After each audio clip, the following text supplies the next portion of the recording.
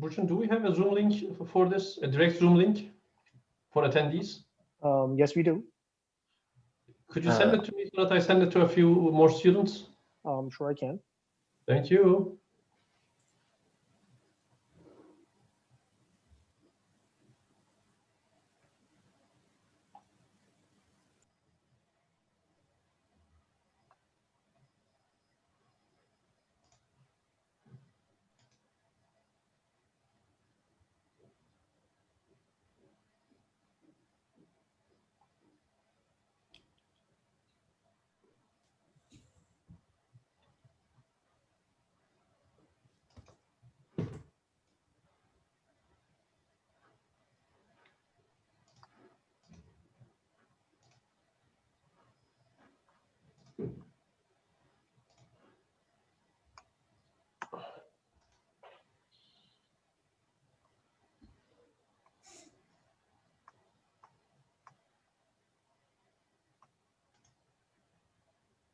So they should register first, and then they're going to get the link.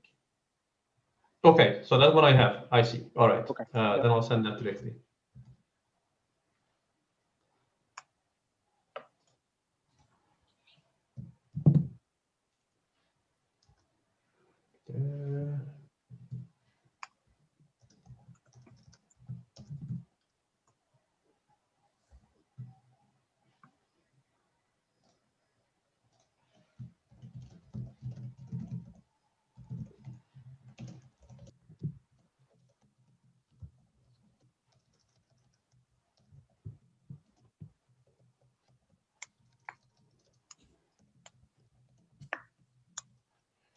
Good.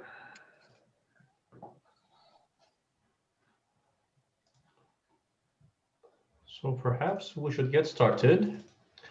In fact, we should definitely get started. All right, so it's a great pleasure to have Ricardo with us today. He and I at different institutions were graduate students at around the same times, and I knew him when he was a grad student because we used to hang out at the same conferences. And even then, he was the smartest person in the room in whatever session we were in. And not surprisingly, flourished into far and away the best macroeconomics of our generation. We're about the same age, but he dyes his beard. You know, we've been talking about having him visit us for a long time, and this doesn't exactly count. But even then, even on a screen, it's wonderful to see him, and hopefully next year or soon after, we'll get to see him in person. Ricardo is an expert on a lot of things, including inflation and its expectations, and we're going to learn about that today. Hocam, go ahead. Terrific. Thank you so much. Thank you for inviting me. It's really a pleasure to be able to talk to this group. But yes, I will emphasize that I still expect to be able to go there in person and to benefit, if nothing else, from the great seminar dinners with Turkish cuisine. This paper, like Rafet mentions, is a paper on inflation expectations. It's a topic that's very, very dear to my heart because that's how I started my career. First 5 or 7 years of my research career, this is the topic that I was working on. But I actually haven't written a paper on this topic in almost more than a decade, actually, 10, 11 years. So I'm very happy that, you know, for a while I've been observing this topic, following it very closely because it's very dear to my heart. But it's taken me a while to think that I had something new to say after saying perhaps too much some years ago. But here's the new things that I have to say about it, which I thought was interesting and that I didn't think was sufficiently explored in the literature. So this paper has a great title, The People versus the Markets, but it's a little bit, insofar as that sounds like a very appealing revolutionary title, but actually the second part, the unbolded one, is the more accurate one, and that one is much more boring. But let me therefore try to, if you came just for the title and you're about to leave when you realize it's just a boring model of inflation expectations, let me try to get you motivated by telling you exactly why I got working on this. So this is really the picture that got me working on it, the one on the left-hand side. And so let me tell you what that motivation was, and then give you a flavor of what is the paper is going to do and what it's going to find already. In red here is a measure of market expectations of long-run inflation. Okay, this is the 5-year ahead. You can buy these swap contracts, and this is the implicit expectation of inflation 5 years ahead. So this has become a very common measure. It's something that central bankers look on a daily basis. But it became especially prominent around the beginning of 2014 because the ECB, which had been discussing and debating whether to do QE or not, remember the US had been doing QE already for 5 years. The ECB had not done any QE at all. And then around this time, this measure of inflation has just collapsed from the target of 2% to somewhere close to 1%. And Mario Draghi went to Jackson Hole and gave this very influential speech where he said, we are going to do QE. Yes, we've been debating forever the trade-offs in that, but we have an emergency in our hands, which is that inflation expectations are becoming unanchored. Here's a measure of long-run inflation expectations. He mentioned a lot the five-year forward, so that's expectation of inflation from in 2015, from 2020 to 25. This has now collapsed to 1%. We have to act. This is our mandate, price stability. And so it was that the ECB started QE with a little bit of a rebound in this measure, although not a very large one. Fast forward 4 years, and in 2019, in the Sintra conference, so the Jackson Hole of this side of the Atlantic, Mario Draghi gave his farewell speech of what he thought he learned, what he accomplished or not. And in that conference, he put up this picture, but instead of the red line, he put the blue line, which is a survey measure of expected inflation in the long run. This is the expectation survey of professional forecasters ran by the ECB of what they expect inflation to be on average in 5 years. That one, he put on the blue line and said, look, it's been a tough time, but I've succeeded, or we've succeeded, because that has stayed anchored at 2% throughout. It's gone down to 1.9, 1.8. Hey, we've succeeded in some ways. So in a sense, you see, and I'm picking a little bit on Mario Draghi, but I don't think I'm being a little bit unfair on him. But more generally speaking, among central banks, or just even among monetary policy academics, depending on whether you look at the red line or the blue line, market-based measure inflation expectations, or the blue line, survey-based measure inflation expectations, you often end up with different answers. In these years in the euro area, very, very different answers. And so what this paper is trying to understand is the people versus the market, the blue versus the red line. It's a model of the difference between them. It's a study empirical of why these differences emerge. And it's a normative paper on how should policy respond when it sees such a thing. Should we jump to do QE or whatever other expansionary measure? Should we ignore when the red line goes down if the blue line hasn't moved? That's what the paper about. Let me tell you the answer applied to the euro area. And the reason why I feel compelled to give you the answer is not just to keep you excited for the next 80 minutes and not to switch off right away, but partly because even though this motivated it, the whole rest of the paper is going to be using US data because I'm going to have some fairly high data requirements and I'm going to have to turn to the US. But I want to answer what happened to the euro area right away with the limited data that I have for the euro area in terms of the story this paper is going to tell. And the story this paper is going to tell is the following. Start with the blue line here in 2010. And this is the density, the distribution of inflation expectations in the surveys. Okay? And it's roughly speaking a bell-shaped curve. Okay? Tails, very relevant tails on both the right and the left because reflecting, if you want, the uncertainty. What happened around here in 2014 if you just look at the surveys? If you look at the surveys, what you see is that there is a clear emergence of a negative skew. All of a sudden, there's quite a few people, even if the median hasn't really changed very much, the median of this distribution is nothing but the blue line here, you have this fat tail here on the left. Skewness emerges.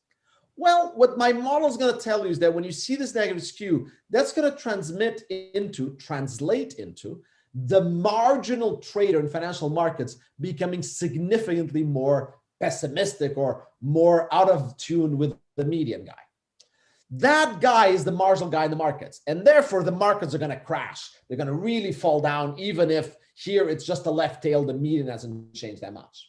Then, depending on what happens after, and here I have 2018, in 2018, what happened was that left tail disappeared somewhat, and that left tail became persistent. Note how there's a much bigger left tail in the red and the blue, but the median only changed slightly to the left.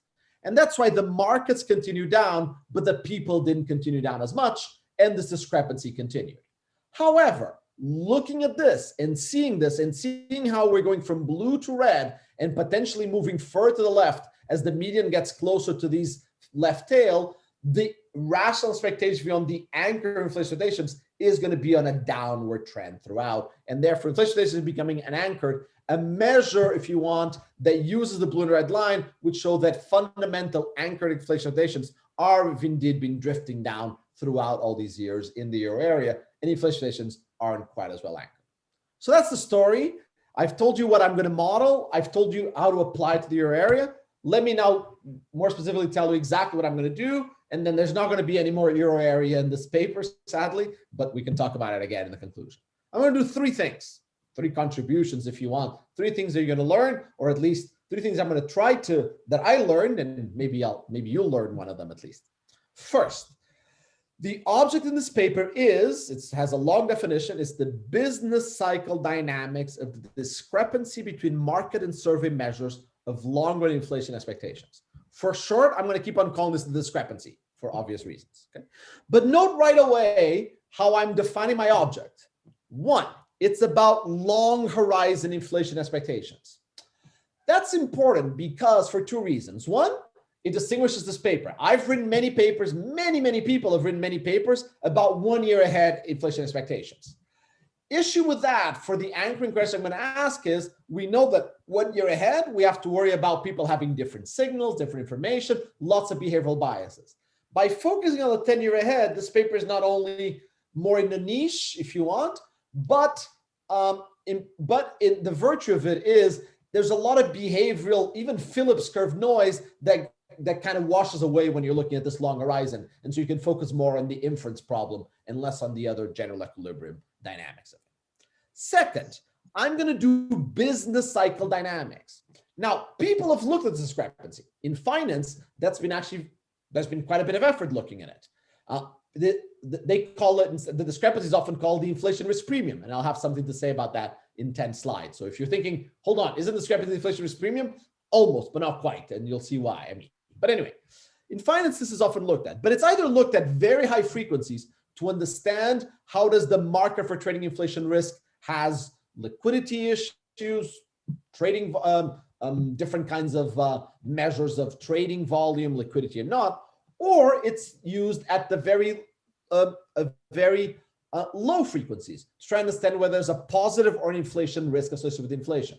I want to study the business cycle, and that hasn't really actually been done before. Third, it's not about each of the measures per se, but it's about the differences between them. I've written papers about differences, disagreement within surveys.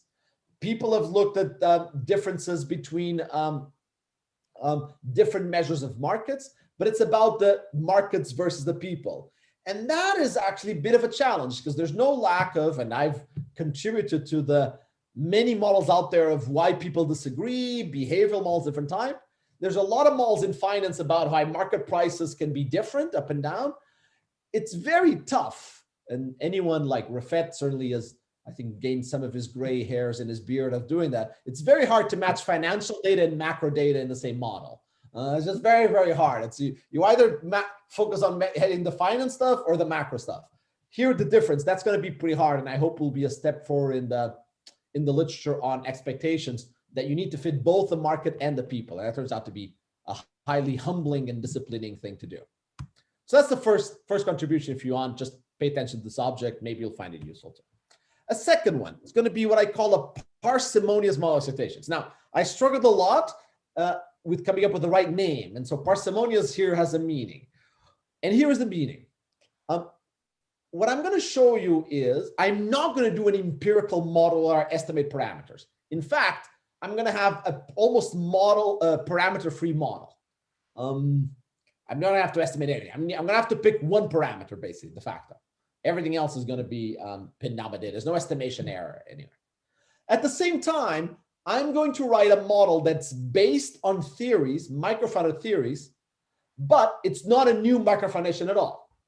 It's a parsimonious model in the sense that I'm going to read different behavioral theories and theories of financial markets, and I'm going to take what I think are the main ingredients of them, write them down, and then use them to match exactly point by point the data that we observe.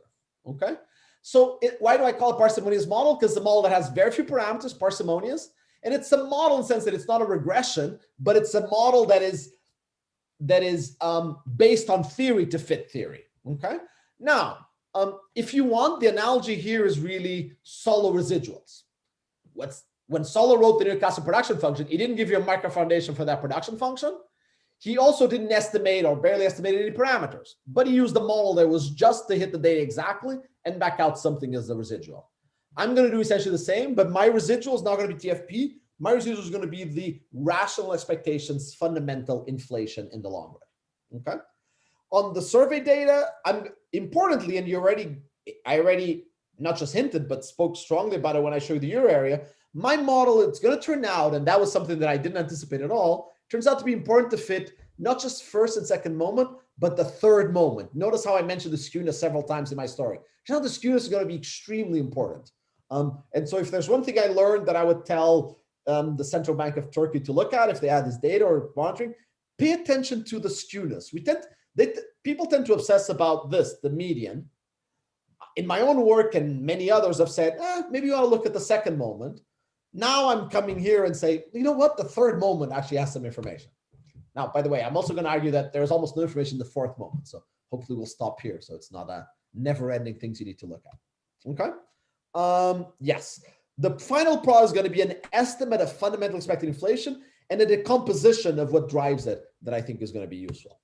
Finally, thirdly, and depending on time, I may get to it with more time or not, I just want to see whether this matters for policy. So I'm going to put this discrepancy in a very, very conventional model of inflation termination to try to understand how does it affect and is affected by it, if you want the general equilibrium side of it, and to understand if monetary policy response, is this going to lead to more or less volatility? Meaning, should Draghi have ignored the red line? Should he pay a lot of attention to the red line? Or is the truth somewhere in between? Unsurprisingly, I'm going to come up with a truth that's somewhere in between, but in a way that hopefully is constructive in terms of things to measure. One nice implication of this, by the way, is this classic question of who forecasts better, the red line or the blue line. If you look at 1 year ahead expectations, markets tend to forecast better, although the advantage is lower than you may think it is. I mean, there's actually some interesting papers showing that sometimes the markets forecast better, the people forecast better than the market. When you look at the long run, actually, and remember, this is at each point 5 year ahead inflation expectations, in the euro area in the last 10 years, the people have forecasted much better than the markets. Inflation has been much closer to the blue line than to the red line. If you think about here a moving average, a 5 year moving average of inflation, because that's what this is. Blue is much closer, reality is closer to blue or red. I'm going to try to make sense of how can that be? How can it be that market is full of smart guys? How is it that sometimes people can actually forecast better than market? That's going to come out actually very naturally from the model. Okay, so that's what we're going to do. We have a bunch of things to do because I probably packed in too much in this paper. There's 3 contributions, but let's do the 3 things. And that's what we're going for.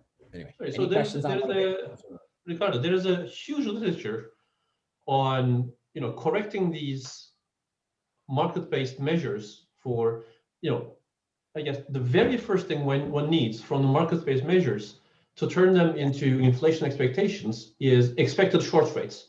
And when you're looking at the forward rates, you know that they are not expected short rates, they are forward rates.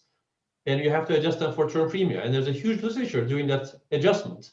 And what you're really telling us is that that adjustment is a function of the skewness and not only of the volatility of the underlying process. Yes, it's a little more, how should I say, more subtle than that. I'm telling you that this adjustment, which often gets called a risk premium, right? The term premium is a version of the risk premium.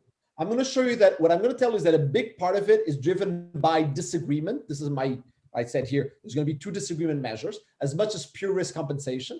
And to keep track of those disagreements, skewness in the cross-sectional distribution is going to be an important part of that. So yes to what you said, although careful because it's not skewness in the process, it's skewness in the cross-section. This is cross-sectional in the population of people. So it's about cross-sectional heterogeneity rather than process. Now, of course, as you well know, sometimes in the literature, people do the assumption, well, the cross-sectional is a proxy for the process. But that's not a fan of that. But I'm going to be just about the cross-sectional. It's a disagreement bits. Yeah. But when you are able to measure them both, and there are cases where you are, I don't remember looking at skewness, but variance, certainly, cross-sectional variance and how should I put this? True uncertainty, yes, and distributions variance are positively correlated. Yes, those things are.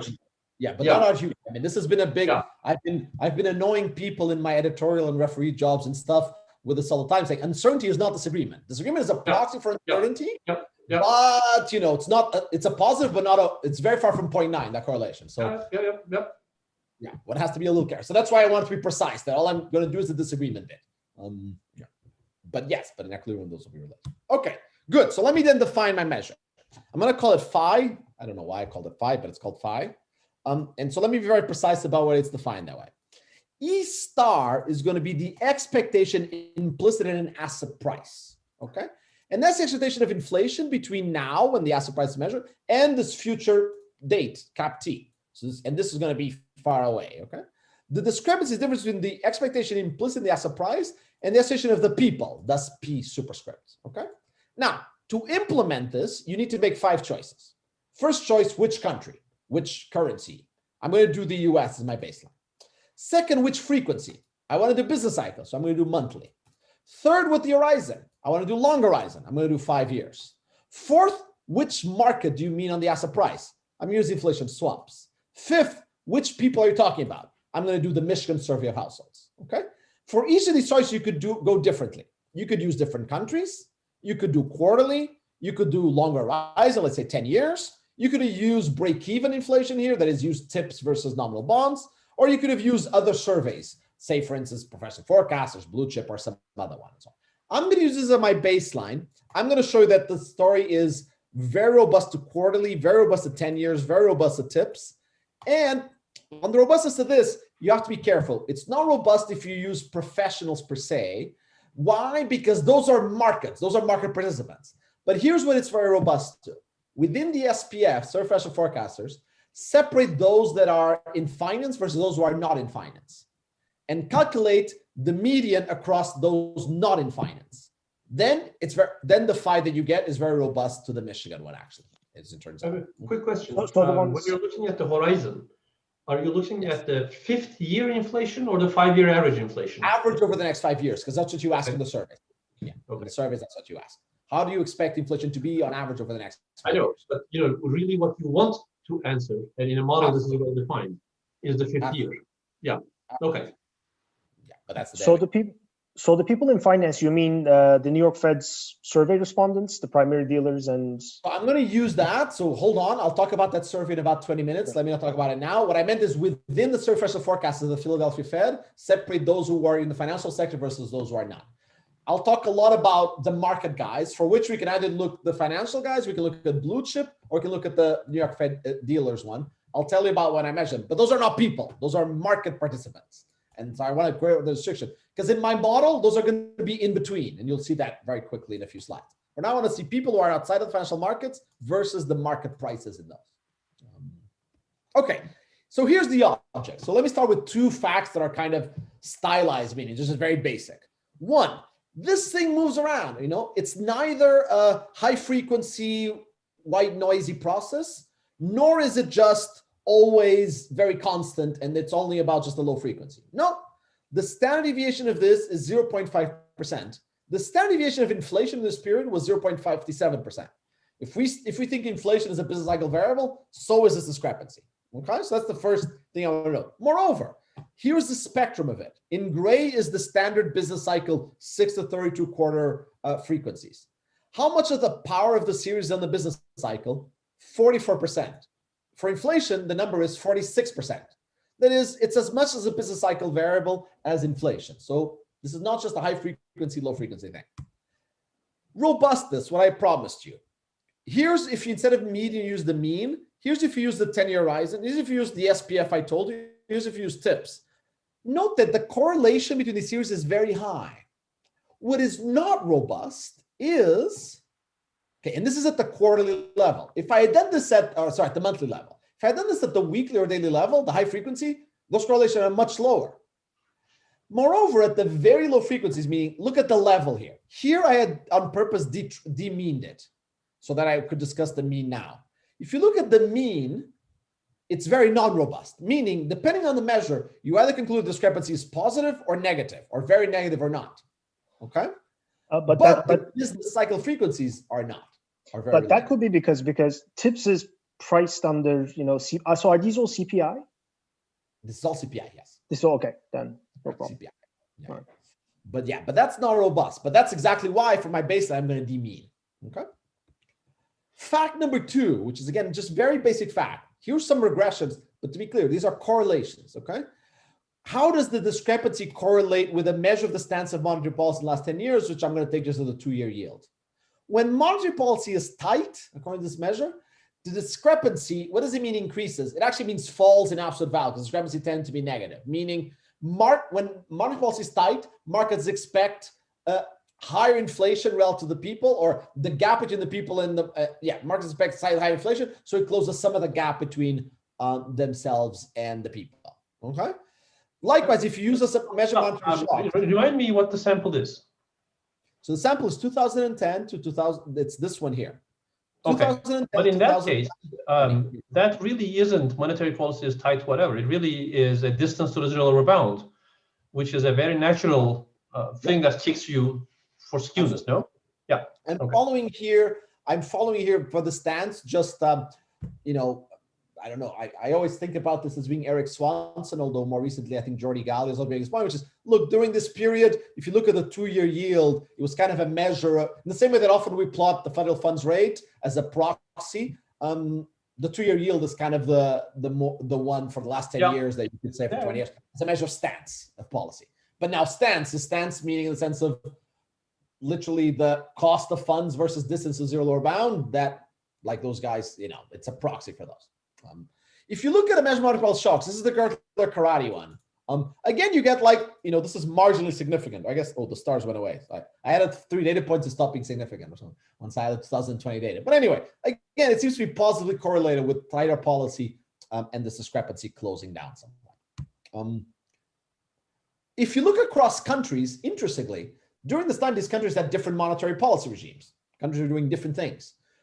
The discrepancy is actually, unlike the financial cycle, which is super correlated across countries, not this measure.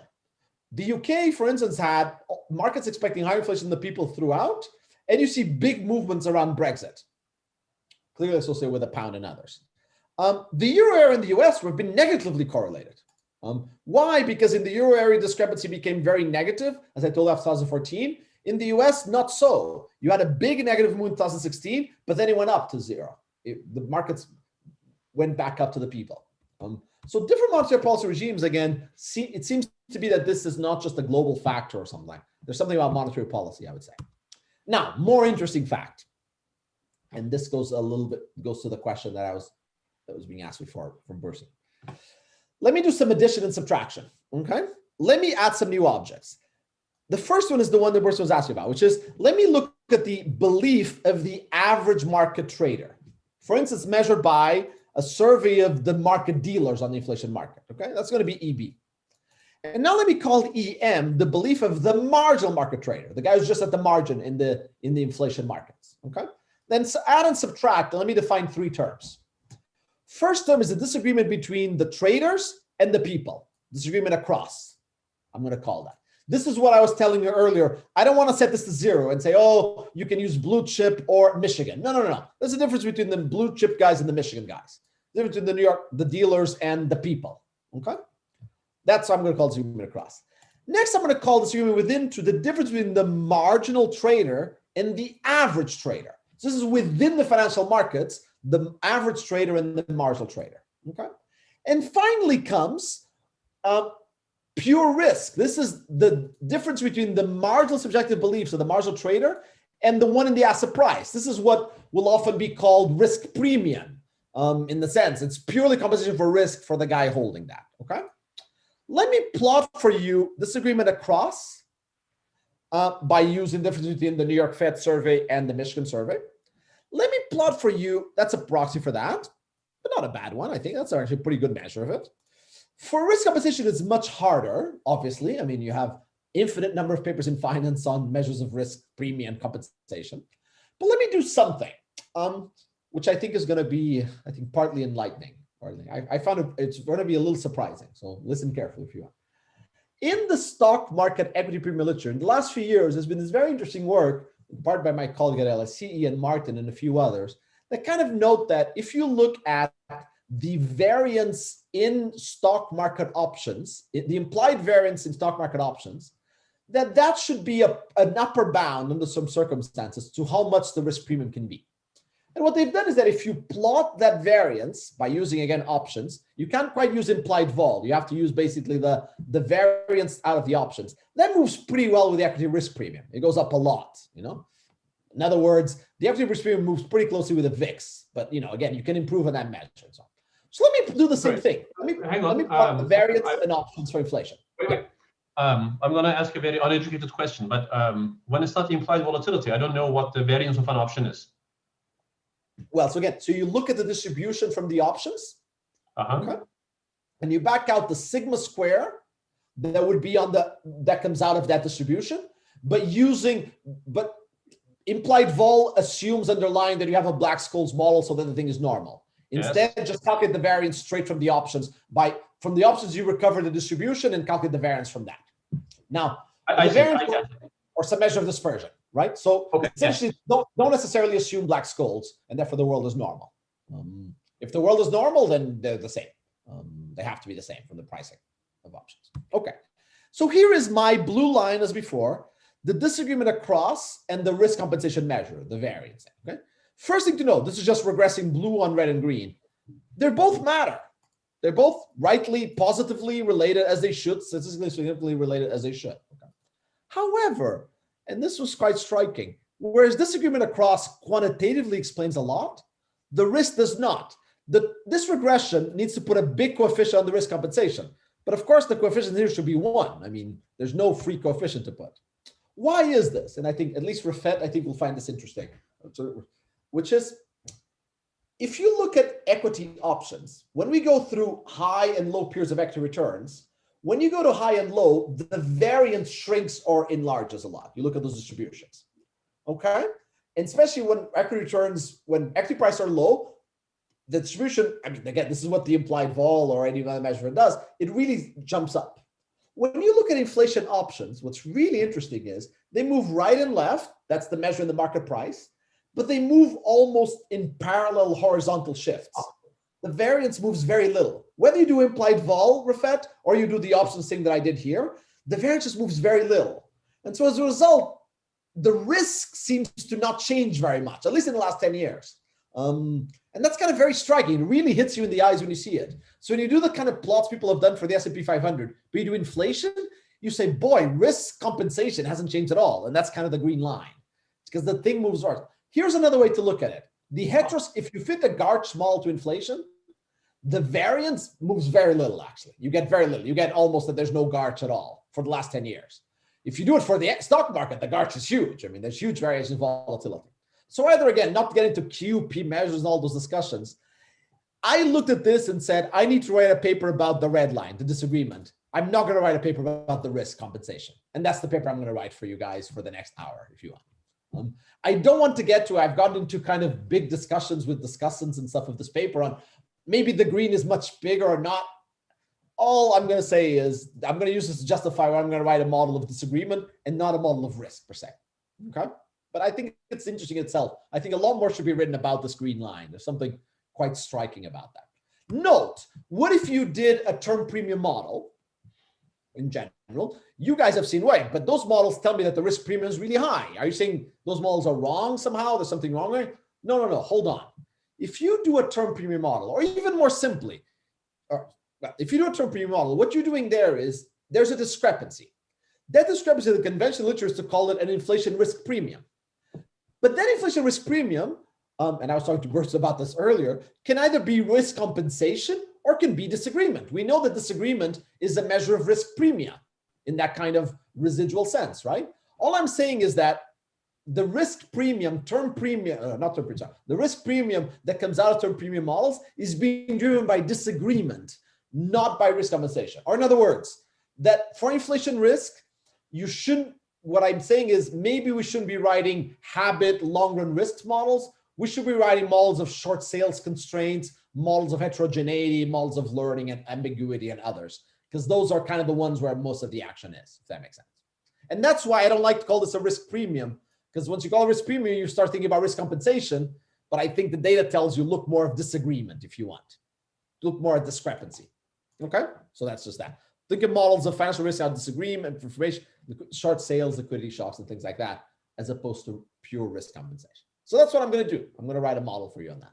Okay, but that's the first part of the paper. The first contribution, if you want, is if nothing else, there's business cycle movement in this variable. Don't let just the finance guys use it for high frequency or low frequency. It's a business cycle object. We now have 10, 20 years of data on it, depending on how you measure it. That's enough for us to start writing papers on it. This thing correlates with monetary policy. It moves in the business cycle. And it seems to be a lot about the kind of models of disagreement that we in macro have been excited writing about. And so that's the first thing. If nothing else, maybe you guys will write papers explain the blue line much better than I will.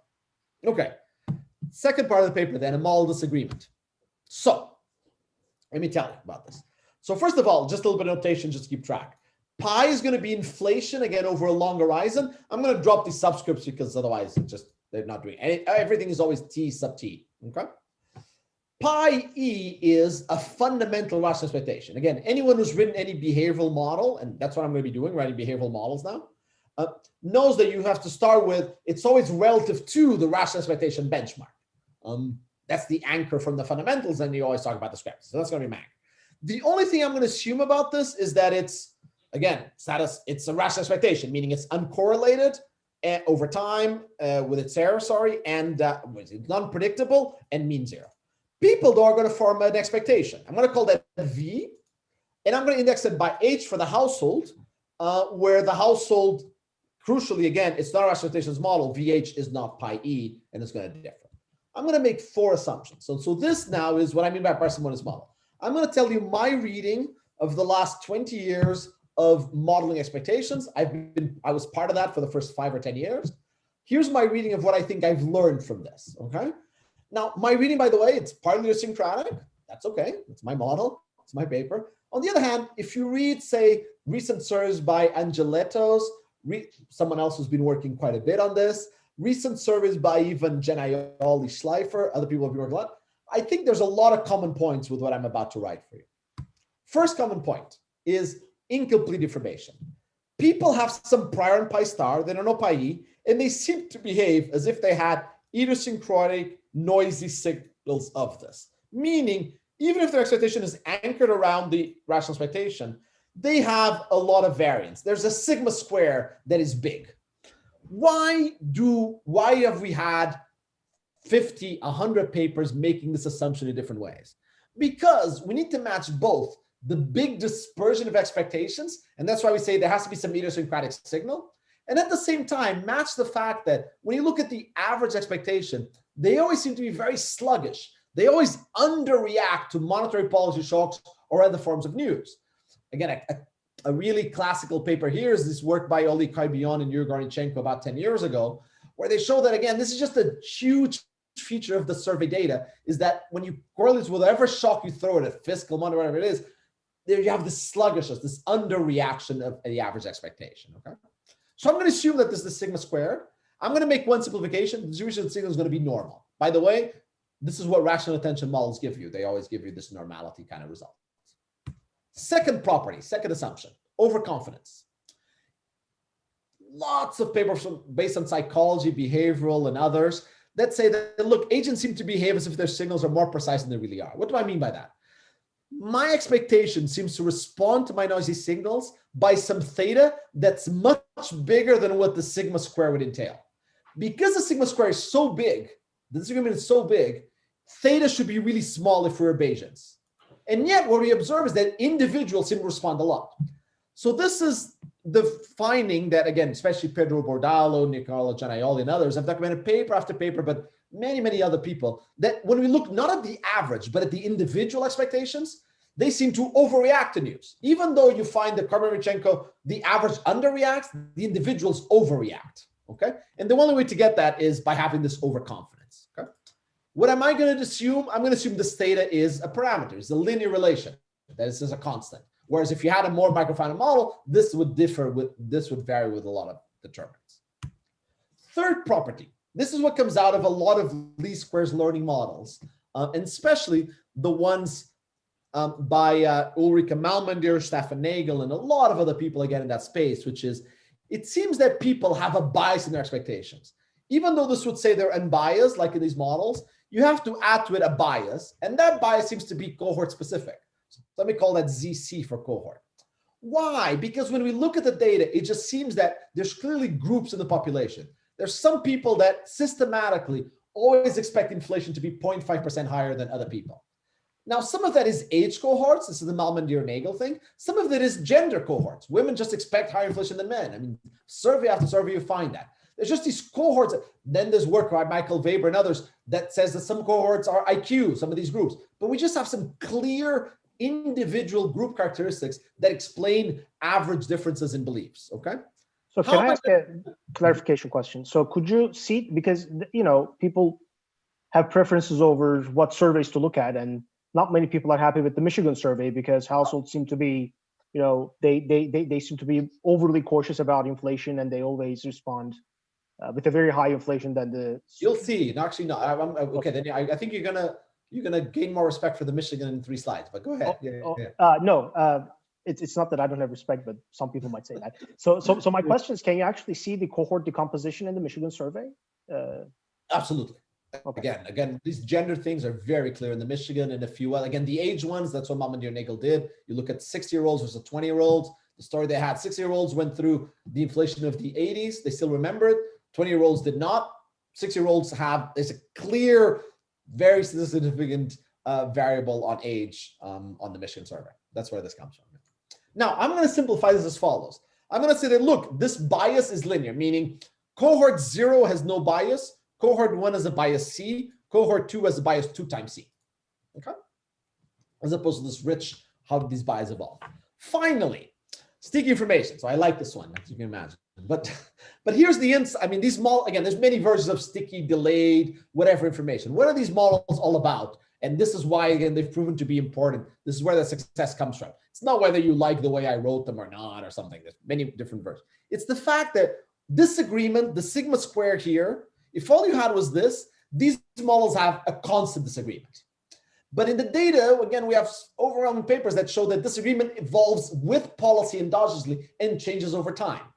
And so what these models just give you is the fact that different cohorts are updating at different times. And so these groups are moving between each other. These groups are not just age groups that move deterministically, but that they move in some updating fashion.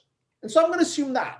And that's why these models you always need some version of this updating of some kind. Again, models of model uncertainty, like the ones that Bill Branch writes, they fit into this. You need people to be switching across groups in an endogenous way to fit the endogenous disagreement.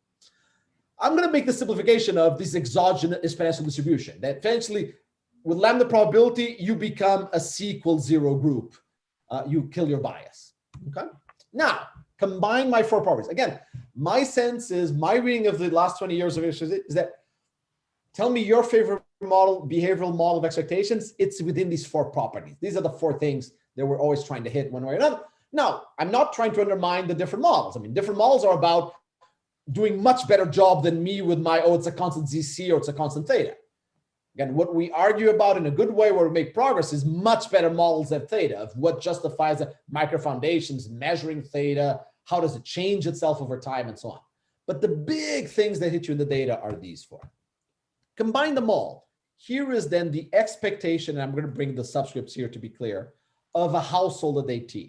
It's going to be equal to a bias, a cohort bias, where that bias has this exponential updating process. That is, when the exponential distribution, you stop being biased. Then you respond to a signal where that signal has a sigma square variance, and you respond to it according to theta t. So this is my model. That's the model I'm going to write. Okay. Again, is this a micro-founded model? Not really, but at the same time, I have endless sites on the micro foundations behind it. Is it an empirical model? Not quite, because look at my parameters. My parameters are theta, sigma square, and turns out that lambda and pi z, how much this is, all that matters is really their ratio. Okay, so I only have really 3 parameters to factor. Now, I have 2 other things: the fundamental expected inflation and whatever happens to be the dynamic anchor. Right? Conditional on these, F has a distribution that's called an exponentially modified Gaussian. Why? Because it's the normal plus an exponential. That's just a fancy name for it. That's my F of t, okay? But note that at any point in time, this distribution has 3 moments, first, second, and third. Kurtosis and anything above is 0, okay, it's gone. Well, therefore, at each point in time, theta, sigma square, and lambda pi z pin down those 3 moments. What that means is that I can go to the Michigan data, and here's the mean, standard deviation, and skewness. And for these 3 series at every date and time, fit exactly what sigma square, lambda, and theta are. So my model is going to fit the first 3 moments exactly. Okay. Again, why? Because it's a parsimonious model. If I were to test my model, I would say, well, no, the theta t has to be constant over time. Well, then I would reject my model. Again, but being a it's a little bit like with Solo. Then I can measure K and L, right? K and L are in constants. Okay. Given that they're not constants, then I'm going to fit the data exactly. Let me give you a sense of that and then get back to what I promised to Burson that I was going to surprise him a little bit.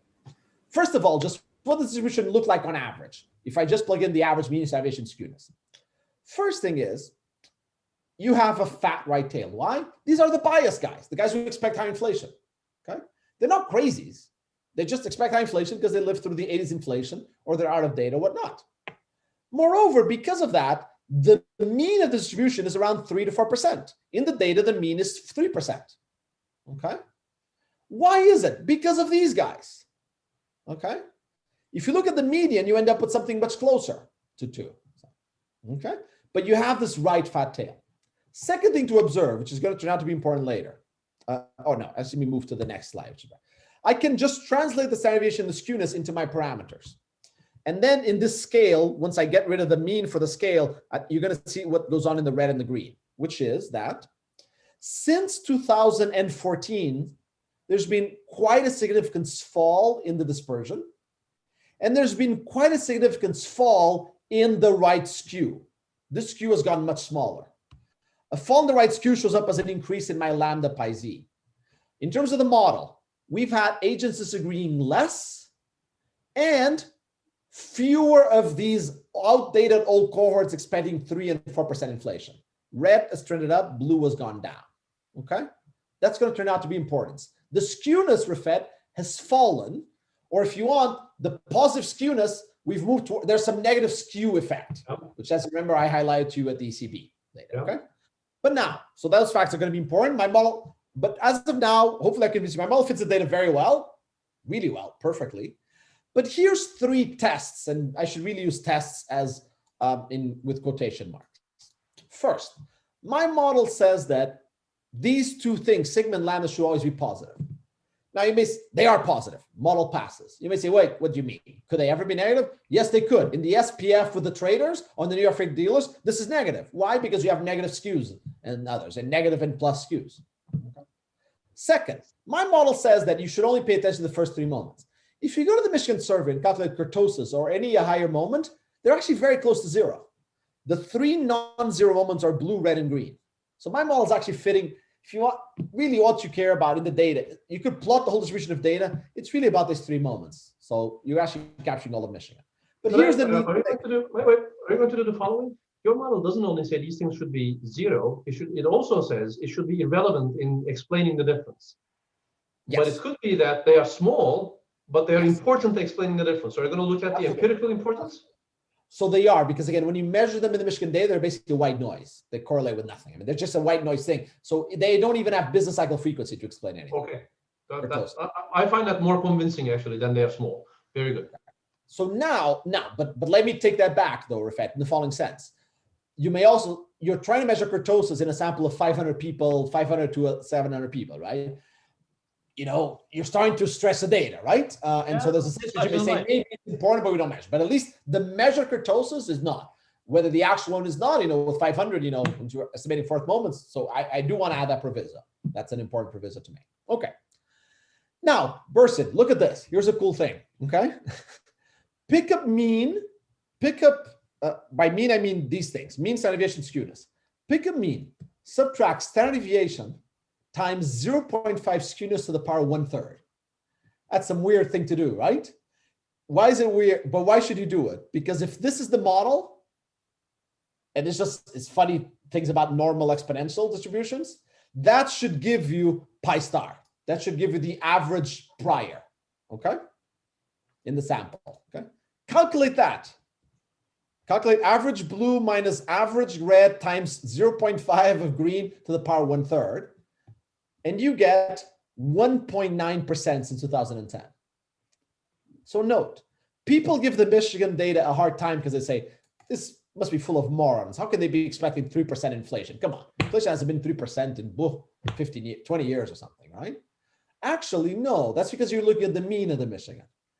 The model says the reason why the mean of the Michigan is 3% is because you have a lot of guys who know it's 2, but then the fat tail of guys who think it's 3, 4, 5, so the mean is 2. If you adjust for the fat tail, which is exactly what this is doing, according to this particular form of my model, you recover the mean adjusted for the fat tail for the signification learning, and you end up with 1.9%, a very, very reasonable number. I don't know. I thought this was really cool. There's no free grounds here. I just told you how to look at Michigan, do this, adjust. I call this adjust for fat tails. My particular exponential modified Gaussian model says this is the formula to adjust for them. And then the Michigan guys make a lot of sense. They're not crazy at all.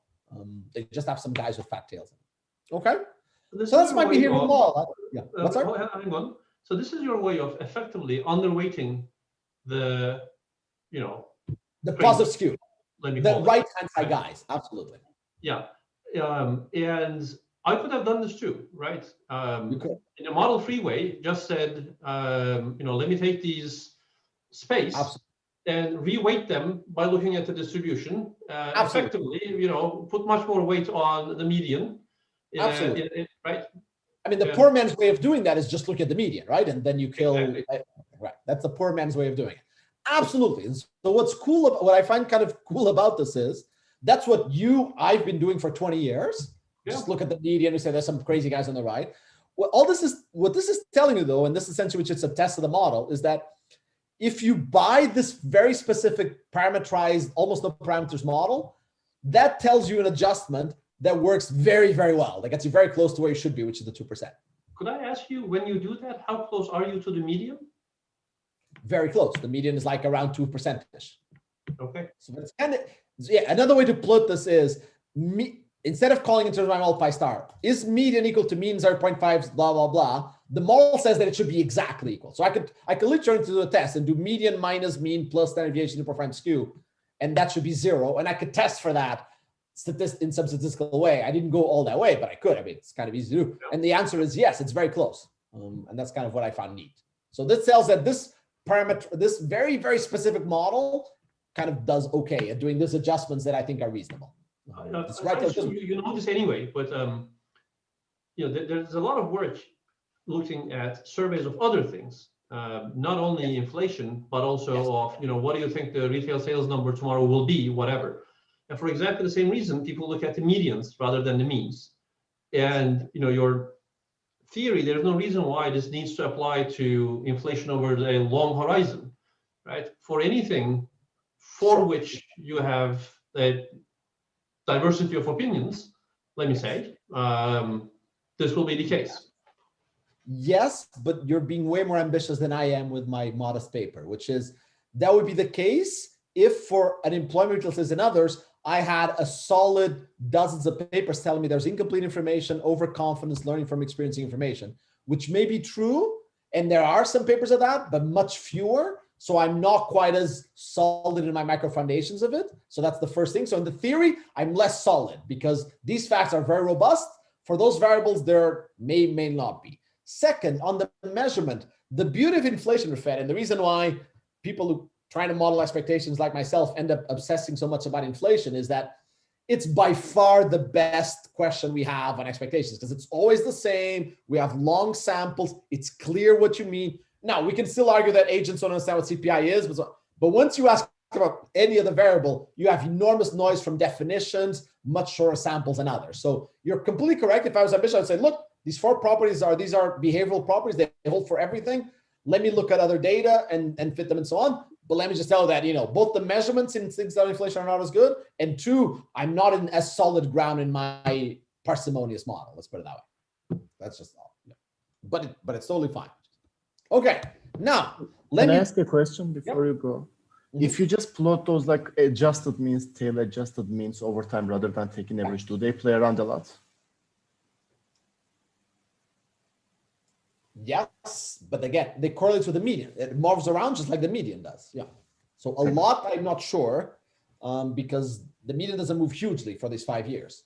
2, 1.9, 2.1, 1.8, 2.2. So that's kind of how much it moves.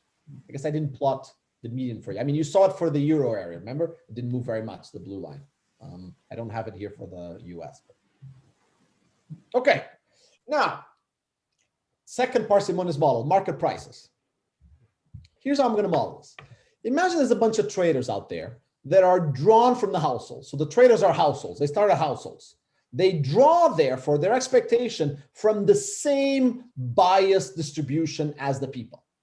They're not better than the people at that. However, they have one advantage, which is they live in a market where you trade inflation risk, where you buy a one-period bond for a price Q, and they observe that price. So their distribution of beliefs may start from, if you want, their prior is the people's posterior, but they add to it this extra piece of information.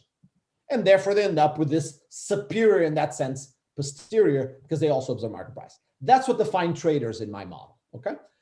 Right away, let me tell you, I've already done in the appendix, because you may say, no, but look, traders are just, they're graduates of Bilkent University. They have more information beyond the price. They don't suffer from the silly sticky information bias that you modeled. So I've actually done that also. I've said, well, what if instead this is, on top of it, they observe an extra signal, an unbiased signal, and like good Bayesians, they incorporate that into them. The only reason why I'm not doing this in the baseline is that then I get a degree of freedom, which is what's that distribution and whatnot.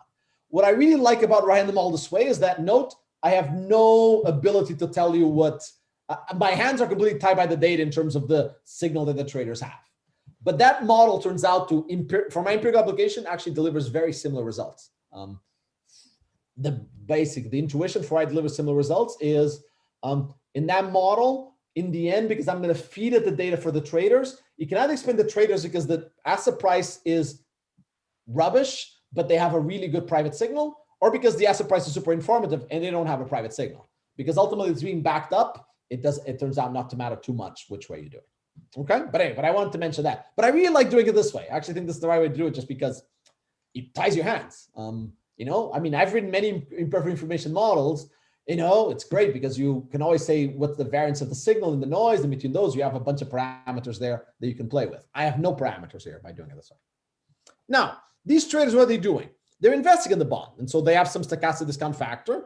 They realize that the $1 tomorrow is worth 1 over pi, or e to the minus pi here in real terms, and they have to pay Q. And they have to choose how much of the bond to hold given their posterior. So this is their expectation. Here are my here, that's the key assumption that I make here.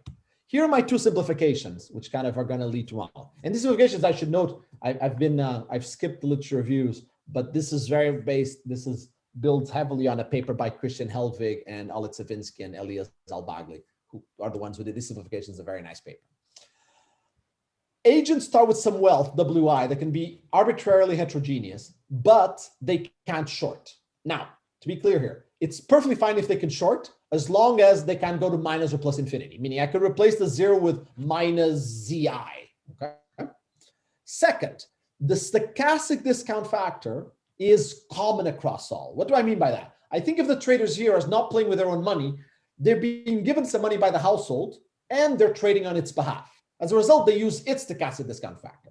What they mean is that even though they're going to have some risk aversion and compensation, that's going to be similar to all. And what that means is that de facto, they're going to subtract a common risk premium, but then behave as if they were risk neutral. And this goes consistent with my assumption of I'm not going to spend energy there for measuring that one. I'm just going to take that from the data. Then what you have is that because the F distribution, the exponential modified Gaussian, is one of many distributions that satisfies monotone likelihood ratio, what you have is that the model then has this very neat structure. Guys who expect high inflation say, I don't want to hold any of this nominal bond. Guys who expect low inflation say, hey, I expect low inflation. All these suckers don't realize it. Inflation is going to be low. I want to buy this nominal bond. There's one trader, V star, who's the marginal trader, and he's just indifferent. Okay. And that trader is defined as literally the guy whose expectation risk adjusted matches the Q. And so that becomes the marginal trader. Why do I like this? Because remember, I want to map this into my data, my decomposition. Literally, this model has a very well defined who's the marginal guy. Okay. Then, final ingredient, market clearing. Because of this neat, all the guys go either 0 or W. What that means is that if I look at the distribution function of the V star, these are all the guys who buy. So this is supply, this is demand for the bond. But what is supply? Well, supply is the total amount of the bond divided by the average wealth, the average across the WIs. Those two I'm going to call omega, and that's going to be my new random variable. And what is that random variable? That is noise. That is the financial market noise. This is my parsimonious representation. There are dozens of models of financial market imperfections. Models of behavioral biases, noise in supply, noise traders, liquidity frictions, supply of bonds, habitats. All of them in my very simple parsimonious verification are nothing but a supply shock here. Essentially, I'm following the Grossman-Stiglitz approach of saying, ultimately, this noise is a good kind of benchmark way to capture all kinds of market frictions. And that's what I'm going to do, okay? Now, I need to do a simplification. Like, same way that I assume the normals and exponentials. Omega has to live between 0 and 1, so I'm going to assume it's a beta distribution, okay? With centered around the half, but again, the centering doesn't really matter for anything. It's just everything would scale with it, okay? The key is the parameter, beta. Beta, if beta is 1, this is a uniform.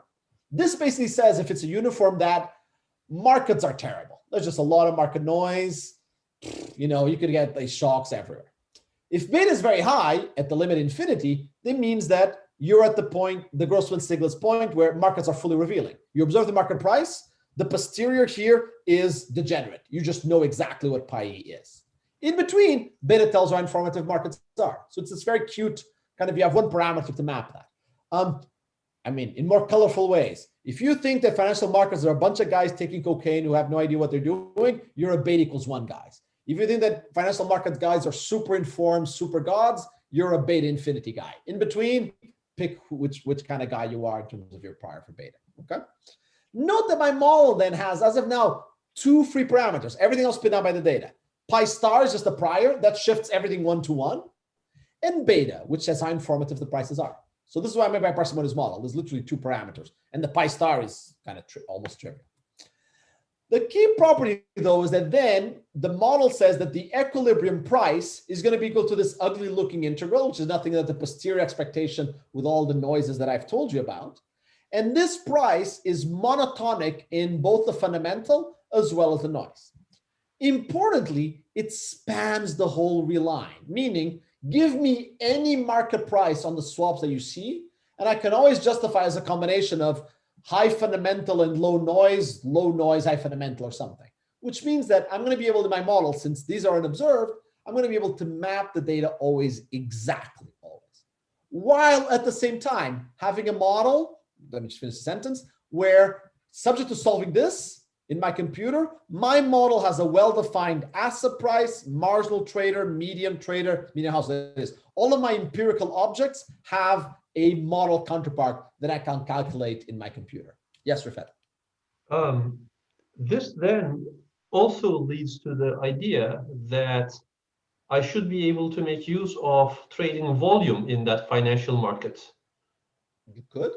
So that, right, because so volume is a function, or I guess we think it's a function of this agreement, which is going to covary with your omega, and therefore I can treat omega as being proxied by volume, and high volume times tell me that this is a noisier world, and therefore I should be, right? I mean, this whole, suddenly you are now tying the price to the quantity in a way that we are not used to doing, but your theory tells us that actually they are both driven by the same underlying noise, and therefore you might actually get an efficiency gain from employing both to back out that noise.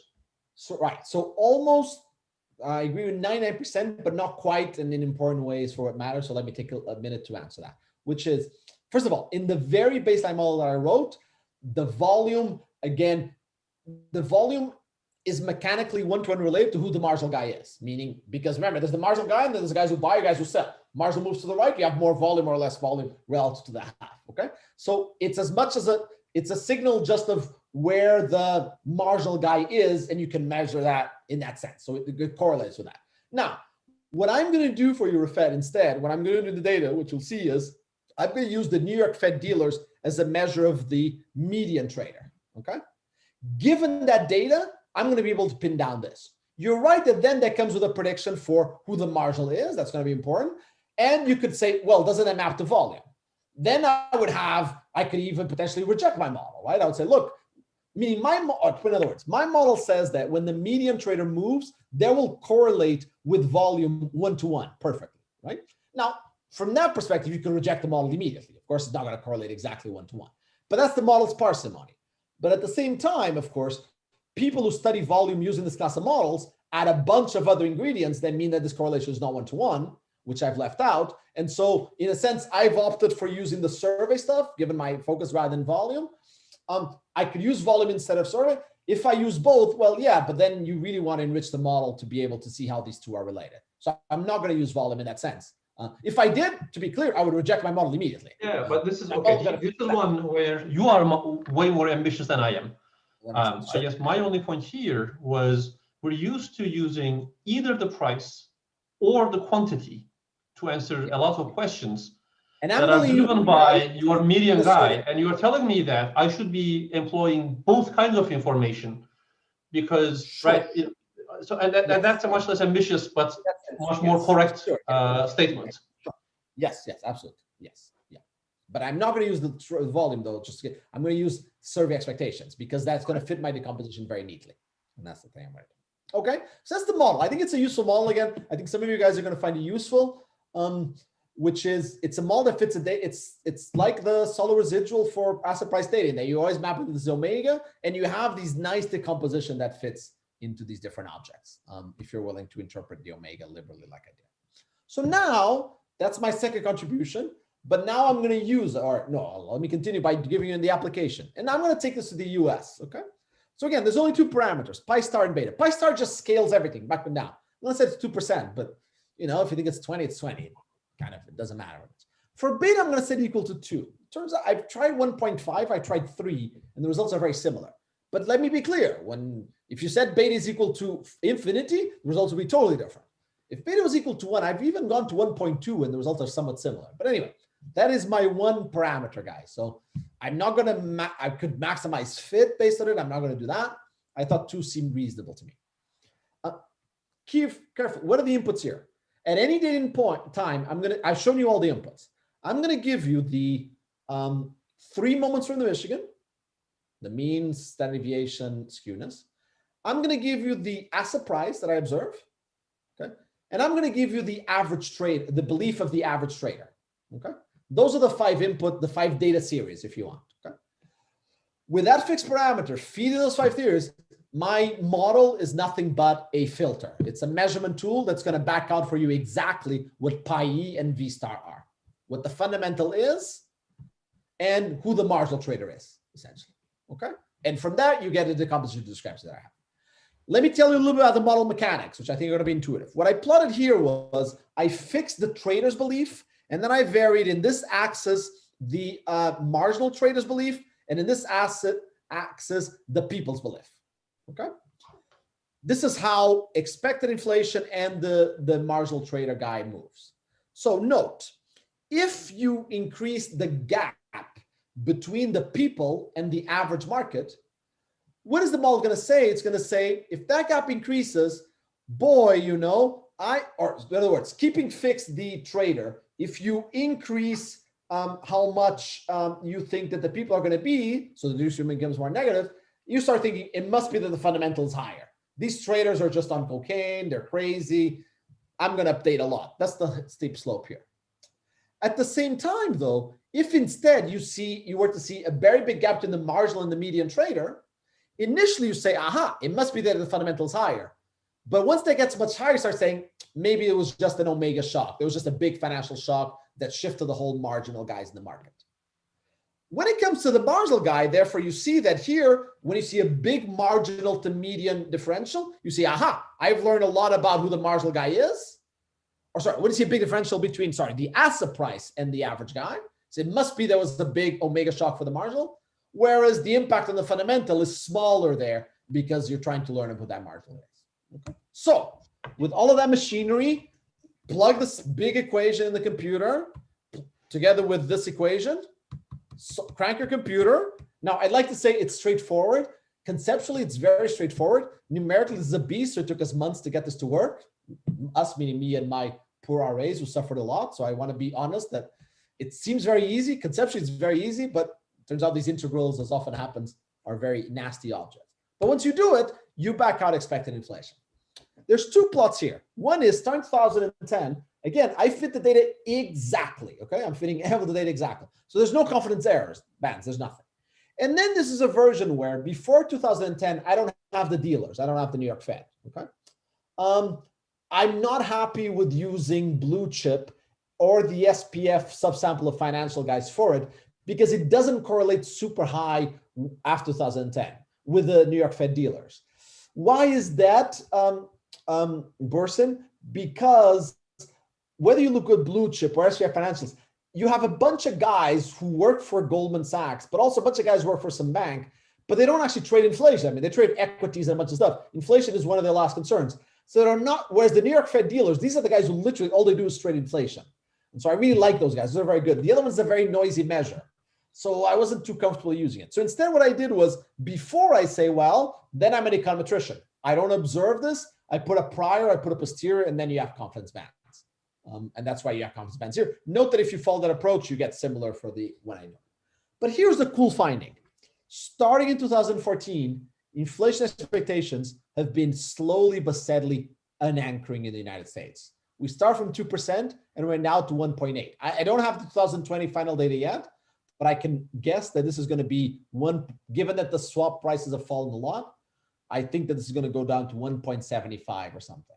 There's been a clear drift down of, remember, this is 5 year ahead, 5 year expected average expected inflation. Okay. Why? Why is the model telling me that inflation in the US are unanchored? For two reasons. Or here's the story. And this is the story that I already told you for the euro area, but now you can see where it came from. This is the marginal trader. This is my decomposition across within. Blue is data, which my model fits perfectly, but here's the red-green, which my model can provide. Okay. What happened is that around 2014, asset prices went down. When asset prices went down, the model says what happened was the marginal trader became very pessimistic. Pessimistic, by this I mean expect less inflation, by the way. Expects a lot less inflation. You see a huge movement. The marginal guy became the 25th percentile guy. If you look at the distribution of traders, you get massive negative skewness emerging. Now, the model initially says, hey, that's an omega shock. That's why the V star falls. But, maybe the fundamental has fallen as well. So it starts saying maybe the fundamental fell from 2 to 1.95. Afterwards, though, what happens is that, as we know, the disagreement within closed. The markets jump back to not 2, but to 1.8, 1.9, big fall. At the same time, and this is what I told you, remember I was going to go back to it, the dispersion in the data fell a lot and the positive skewness fell a lot. The model says, hold on, the cohorts start updating, the signals start arriving, and agents start figuring out that, hey, inflation fundamental has really fallen. And so the model says, aha, the fundamental has really fallen. The markets initially overreacted, as they do because of the noise. Then they caught up to the people, but both caught up to be lower. That is, it was the disagreement then, first within, but then across that came. And because of that, that's why we've seen this fall. So I don't know. I mean, before I looked at this, I never expected the story. But here you see the story of how the skewness is crucial at two different times. First was the skewness among the traders. That was just a signal of the shock to get, but the skewness among the traders, if anything, tells you nothing's going on the fundamentals. Skewness against the traders that's noise. That was the financial shock. But skewness among the traders followed by skewness among the people, and here was the big fall in skewness among the people, says, no, there was a fundamental, the traders caught on first, then the people caught on, and you have this trend downwards. And that's kind of the story that the paper tells. Okay? I don't know. if nothing else, I think it's a surprising story. So much so that here I had a model. I told you the story with a lot of hand waving for the ECB an hour and 10 minutes ago. And it kind of gives the story of what potentially is going on in the fundamental. In other words, and this going back a little bit to some things Rafet said, this is saying that you're sitting at the ECB trying to figure out what's going on with fundamental expected inflation. And I'm telling you, monitor the asset, in a sense, monitor the asset price, monitor the median Michigan, but also the second and third moments from those. And either because you have my model crank, or you ran some regressions on that and you get some approximations of maybe I were in the model, you get a coherent story of what's been going on since 2015 through the lenses, at least, of this model and what you learned in this, or what I learned certainly in this project. Okay, so that's my second kind of part of the paper. Third part of the paper in the last like 15 minutes. How can this matter normatively for monetary policy? I'm going to write a very simple model. Now, one thing that helps me, by the way, is, again, because I'm thinking about 5 to 10 years ahead, I'm going to make an assumption, which you may hate, but I don't think it's so terrible, which is I'm just going to solve for inflation in a classical dichotomy world. No Phillips curve, no sticky prices, nothing. I'm looking at 5 to 10 year ahead inflation, So that means that I'm going to do the more conventional kind of thing. For those of you who are educated with Woodford's textbook, Chapter 2, or in Gauli's textbook, Chapter 2, before you add all the sticky price stuff, just Taylor rule plus Fisher equation, and you pin down the inflation. And all you need to write is those two equations, what's going on there. And so very familiar in that sense. So to be clear, I'm going to do this in continuous time. I don't know, just because I thought it was convenient. Maybe it isn't. But that's what happened to inflation. This is my expected inflation. There's some shocks.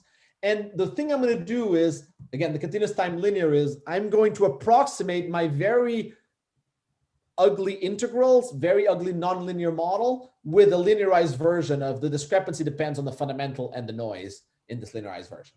My model Ricardo, I'm a little puzzled now. I thought you were going to tell us a normative story here, okay, for monetary policy, and a normative story for monetary policy in a dichotomous world is based on what welfare implication?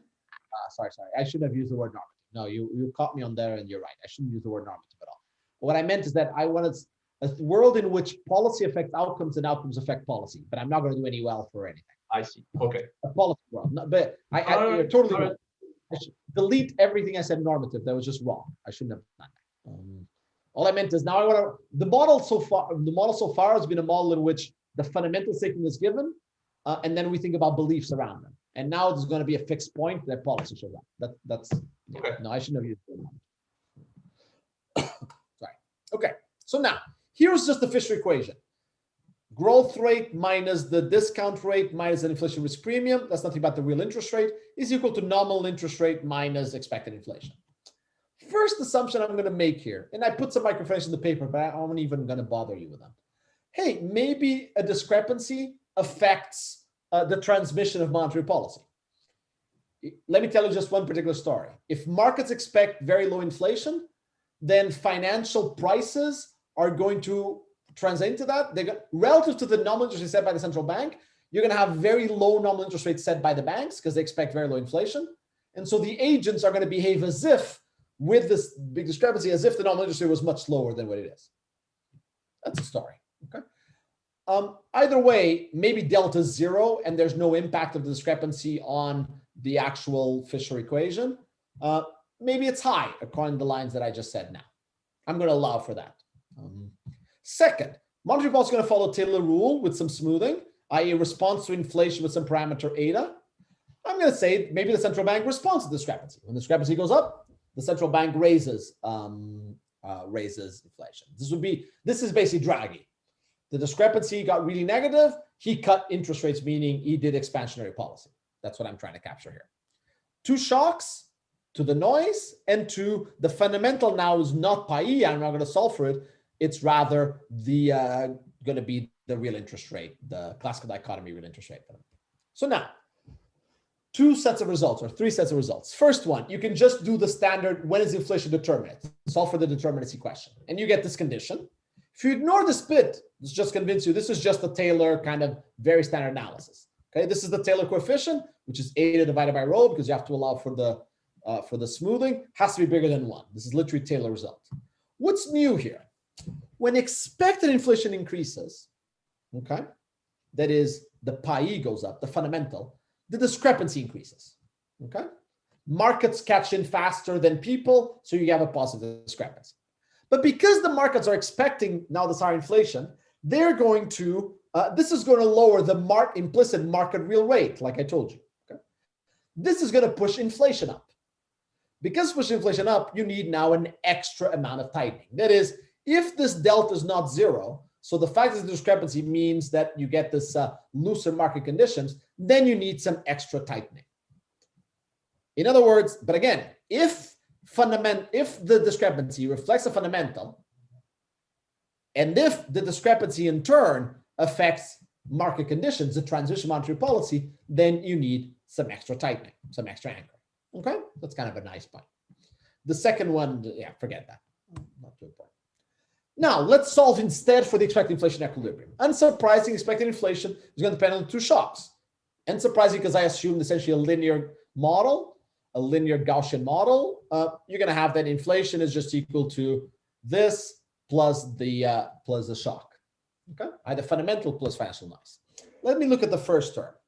The first term is, again, the standard thing. If you have a fall in output, so a high natural rate of interest, this raises inflation. It's like a supply shock, right? Negative supply shock. It's completely standard. Key is, what does gamma do? That is, how does the central bank responding to discrepancy affect that? Well, whenever there's a shock, right, that's going to raise inflation, the markets catch up faster, right? The discrepancy rises. Because the discrepancy rises, if you then respond to discrepancy, you're going to stabilize inflation. By using the market prices as a signal of what's going on, you are able to better control fundamental inflation to shocks. Again, Draghi looks at that, says the market is moving. This is a leading indicator. Markets, there's a negative shock going on. I need to loosen policy. You end up with more stable inflation. This would be Draghi's success story in Central. Exposed, because I stabilize inflation, the people turn out to be right, more right than the markets. Okay? That's literally Draghi's central story. But the other side of this is, yes, Mario, but by responding to discrepancy, maybe you're responding to a financial shock. Maybe that's noise. There was no learning about fundamentals. By responding to that, by having that gamma, you are now creating new volatility in inflation driven not by fundamentals, but by these omegas. Okay? And that's what this omega comes in, okay? So by responding to it, you have to trade off that first effect versus the second effect, okay? What is the optimal response? Well, that says that, Mario, you should be looking at, the first best is read Ricardo's paper, learn how to filter the noisy signal you get from the market by using the second and third moments, and then you know what the fundamental is now. If you don't have that, then you have to... Exactly on that. Yeah. So I can't ask this of the little old ladies who answered the Michigan survey, but I would imagine that, you know, your market participants are going to read the Ricardo Reis paper that says, you know, this is what is going on there, and therefore when I survey them next time, they will have incorporated this understanding and will be doing that filtering, and therefore I won't have to do it, because from now on I expect them to tell me exactly what the correct inflation is going to be, because they do the filtering problem on my behalf now. Sure. So yes and no. So if I got the pi exactly, and these guys read my paper and put it as an extra signal, then you're correct. Essentially, I've revealed the fundamental to everyone. Okay. But you don't have to do it. They should do it themselves, right? Because they see the Michigan survey and they see the market prices. But no. So on that one, no, because again, this is where the gross unsignaled thing comes in. They're Bayesian in the sense that they're rational, in the sense that they're forming expectations, absorbing all their signals, right? But they observe the market price and they observe those signals that they get from the expectations, the priors, right? What they do not do is know the model. They do not have rational expectation in the sense of model, in the Sargent sense. Know the model, can undo it, and therefore back out what the pi does. I did that as the econometrician. I understand, but now that you've done it, they should. I expect them to learn from you and implement that. So they learn from me. So now if they learn, so that was the beginning of my answer to your first question, which is, what if they just learn from me? Yes, then you're right. I mean, if I back out the fundamental, then we're done. But of course, now, if you say that, and remember, like I did, I even said they get a signal and they're some of the same biases and not. I said as alternative, imagine they get a signal, but it's noisy because, at least it's noisy. So if they read me, they read my PI, but they see it as a noise, they don't literally, when I tell them 1.9, they say, it's somewhere between 2.2 and 1.7. Then all that my paper has done is that has made the discrepancy even more informative. Psi pi has gone up, psi omega has gone down, but we haven't driven psi omega to 0 and psi pi to 1, which is what you're saying. That is, the thing has become fully revealing. In which case, then yes, then it cancels out. Okay, so that does fit. Good. So yeah. So anyway, so you have this trade-off, which is Mario, or I guess Jay Powell, respond more to the discrepancy if, in terms of, by optimal here again, just to be clear, to minimize the variance of inflation. So again, no normative in that sense, meaning just in a very simple, we're trying to keep inflation anchored, controlled. If there is, respond more if first, discrepancy in itself is a signal of the transmission mechanism is impaired. You're starting to have, these markets are affecting lending rates and so on. Their pessimism or optimism is affecting lending conditions, things that determine inflation. If it turns out that the discrepancy is not that absorbed by noise, again, you think that these guys are very smart, they've read my paper and things of that type. 3, that there aren't so many of these financial shocks. 4th, if, again, the signal becomes very good. And 5th, if, of course, there's more fundamental uncertainty going on. Okay. In short, the benefit is you're offsetting the transmission of markets, exploiting the extra signal. The cost is you're transmitting the financial shocks. Who's right? The people of the markets. In the model, again, you can make sense of the people being better. Why? Because even though the traders are smarter than the people, right? They observe the extra signal. They're just smarter. That's why I really like the starting from F. They start from the people. The traders prior is the people's posterior. Boy, they're Bayesian. They can only do better, you would think, right? Well, no, because exposed, if they do better, the issue is that because monetary policy responds, by monetary policy responding, it will offset the discrepancy. And in doing so, exposed make the traders only the equilibrium, only their noise will come out as an outcome. And as a result, they will appear to be lower, even if that noise is smaller. Okay. Combining both, though, the more volatile is the discrepancy, if policy responds more to discrepancy, you end up with the discrepancy being less informative. So you have a Goodhart's law kind of element to this. But in my last 2 minutes, let me conclude. In the end, I went after a completely fundamental classic question that we've been trying to make progress on since Keynes started talking about animal spirits 100 years ago. How is it that people form expectations? How should policy respond to that? I made a bunch of attempts at contributing to that big question, at chipping away at it. First, I said, look, many objects in this question. One of them, surveys, markets. Hey, let's look at the business cycle frequency of the difference between markets and people. That's going to tell us some new information that we haven't really paid so much attention to. Second, I said, here's a model of beliefs and markets that I can use as a measurement tool, a model as a filter, a model to back out wedges, residuals, but where those now are fundamentals that are going to be informative. Third, here's an application to a particular question. Has US inflation been anchored? Burson, people, when they ask this question, they either look at the Michigan and say, these guys expect 3%. The Fed has failed miserably. The target is 2, they expect 2. Other people look at the market and say, the markets are at 2, they're very volatile. Yeah, but those guys are all crazy. But the key thing is that they all oscillate around 2. I said that, look, combine Michigan and markets, but look at first, second, third moments. And you are able to say that actually we have become an anchor. Inflation is drifting down. We should be doing policy. Maybe we shouldn't have tightened in 2018. We should be loosening now because inflation is drifting dangerously below the target.